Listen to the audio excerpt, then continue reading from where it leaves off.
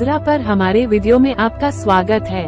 मुद्रा एक माध्यम है जिसका उपयोग वस्तुओं और सेवाओं को खरीदने और बेचने के लिए किया जाता है। ये लोगों के लिए विभिन्न वस्तुओं को मूल्य प्रदान करने और उन्हें एक दूसरे के साथ व्यापार करने का एक तरीका है। मुद्रा के पहला रूप संभवतः गोले, मनके या अन्य वस्तुएं थीं जिनसे लोग आसानी से व्यापार कर सकते थे। लेकिन जैसे जैसे समाज बढ़ता गया और अधिक जटिल होता गया, सिक्कों और कागजी धन को विनिमय मूल्य के अधिक कुशल तरीके के रूप में विकसित किया गया।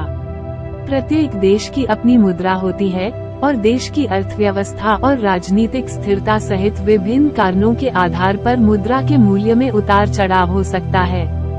उदाहरण के लिए, यदि किसी देश की अर्थव्यवस्था मजबूत है तो उसकी मुद्रा आमतौर पर अन्य मुद्राओं की तुलना में अधिक मूल्य की होगी। जब लोग दूसरे देशों की यात्रा करते हैं तो उन्हें अक्सर स्थानीय मुद्रा के लिए अपनी मुद्रा का आदान प्रदान करने की आवश्यकता होती है। यह मुद्रा विनिमय कार्यालयों या बैंकों में किया जाता है और विनिमय दर यह निर्धारित करेगी कि आप अपनी मुद्रा के लिए कितनी स्थानीय मुद्रा प्राप्त करेंगे।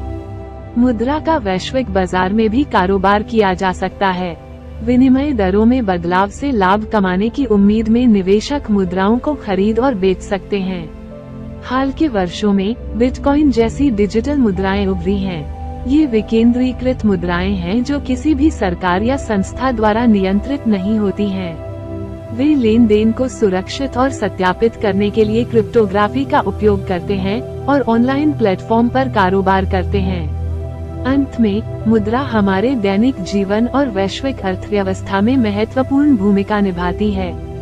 ये हमें वस्तुओं और सेवाओं को मूल्य प्रदान करने की अनुमति देता है और हमें एक दूसरे के साथ व्यापार करने में सक्षम बनाता है। प्राचीन शेल से लेकर डिजिटल मुद्राओं तक, मुद्रा के रूप भले ही बदल गए हों, लेकिन इसका उद्देश्य वही रहता है। वीडियो देखने के लिए धन्यवाद। मेरे इस चैनल को लाइक और सब्सक्राइब जरूर कीजिए। Welcome to our video on currency. Currency is a medium of exchange that is used to buy and sell goods and services. It is a way for people to assign value to different items and trade them with one another. The first forms of currency were likely shells, beads or other items that people could easily trade.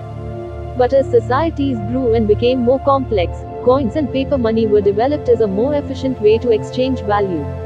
Each country has its own currency, and the value of a currency can fluctuate based on a variety of factors including the country's economy and political stability. For example, if a country's economy is strong, its currency will typically be worth more compared to other currencies. When people travel to other countries, they often need to exchange their own currency for the local currency. This is done at currency exchange offices or banks, and the exchange rate will determine how much of the local currency you will get for your own currency. Currency can also be traded on the global market. Investors can buy and sell currencies in hopes of making a profit from changes in exchange rates. In recent years, digital currencies, such as Bitcoin, have emerged. These are decentralized currencies that are not controlled by any government or institution. They use cryptography to secure and verify transactions, and are traded on online platforms. In conclusion, currency plays a vital role in our daily lives and global economy. It allows us to assign value to goods and services, and enables us to trade with one another. From ancient shells to digital currencies, the forms of currency may have changed, but its purpose remains the same. Thank you for watching. Please like and subscribe this channel.